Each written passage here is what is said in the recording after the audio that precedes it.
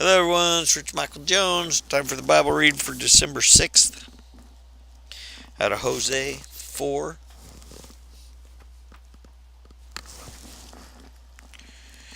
Hear the word of the Lord, O people of Israel. The Lord has brought charges against you, saying there is no faithfulness, no kindness, no knowledge of God in your land. You make vows and break them. You kill and steal and commit adultery. There's violence everywhere, one murder after another. That is why our land is in mourning and everyone is wasting away. Even the wild animals, the birds of the sky, the fish of the sea are disappearing. Don't point your finger at someone else and try to pass the blame. My complaint, you priest, is with you. So you will stumble in broad daylight, and your false prophets will fall with you in the night, and I will destroy Israel, your mother. My people are being destroyed because they don't know me. Since your priests refuse to know me, I refuse to recognize you as my priest. And since you have forgotten the laws of your gods, I will forget to bless your children.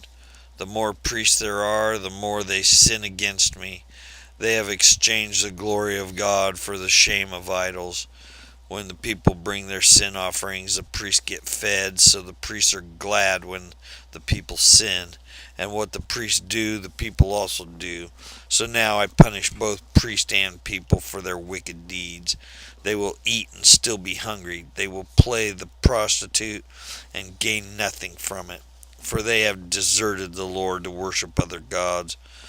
Wine has robbed my people of their understanding. They ask a piece of wood for advice. They think a stick can tell them the future.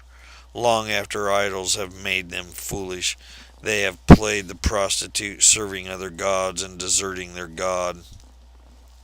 They offer sacrifice to idols on the mountain tops. They go up into the hills to burn incense in the pleasant shade of an oak, poplars, and terebinth tree. What is why your daughter turned to prostitution, and your daughter-in-law commit adultery?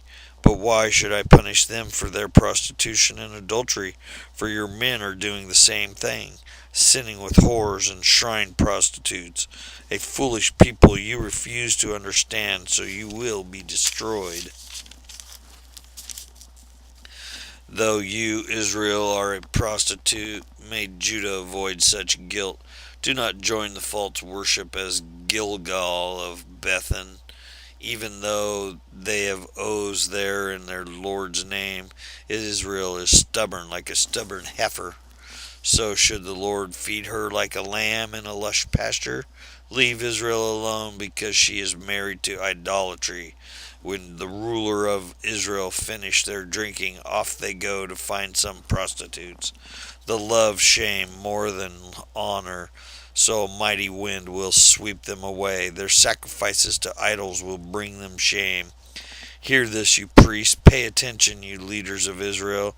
Listen, you members of the royal family. Judgment has been handed down against you, for you have led the people into a snare, worshipping the idols at Mizpah and Tabor.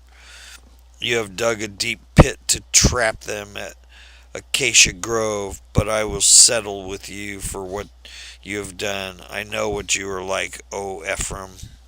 You cannot hide yourself from me, O Israel.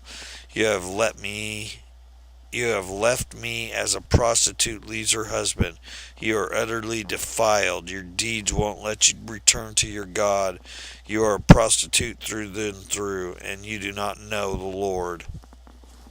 The arrogance of Israel testifies against her.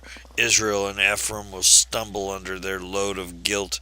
Judah too will fall with them. When they come with their flocks and herds to offer sacrifices to the Lord, they will not find him, because he is withdrawn from them. They have betrayed the honor of the Lord, bearing children that are not his. Now their false religions will devour them along with their wealth. Sound the alarm in Gibeah. Blow the trumpets of Ramah. Raise the battle cry in Bethaven. Lead on into battle, O warriors of Benjamin. One thing is certain, Israel, on your day of punishment you will become a heap of rubble.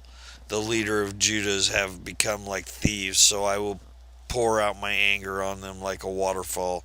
The people of Israel will be crushed and broken in my judgment because they are determined to worship idols. I will destroy Israel as a moth consumes wool. I will make Judah as weak as rotten wood. And when Israel and Judah saw how sick they were, Israel turned to Assyria to get the great king there, but he couldn't help either, nor cure them. I will be like a lion to Israel, like a strong young lion to Judah. I will tear them to pieces, and I will carry them off, and no one will be left to rescue them. And then I will return to my place until they admit their guilt and turn to me. For as soon as trouble comes, they will earnestly search for me. Amen. And the second part of the read is in 2 John 1. Thank God for Jesus.